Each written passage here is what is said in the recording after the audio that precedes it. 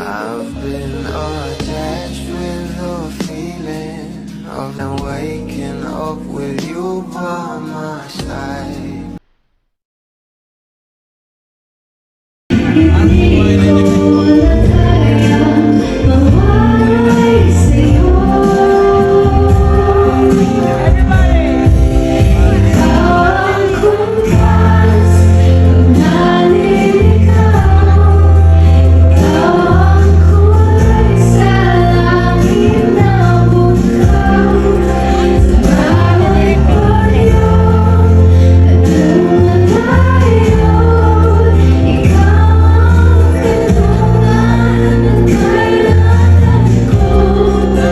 Dahil nga dyan guys, talaga namang umani nga ito ng pambabatikos sa mga bashers na nag-lip-sync nga lang daw itong ating Bel Mariano.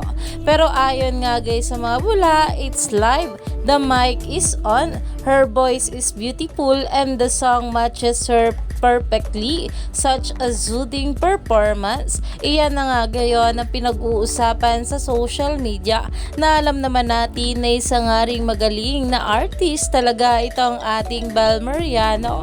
Kaya naman stay tuned lang tayo for more update nila Donnie at Bel sa mga susunod pa na yuda.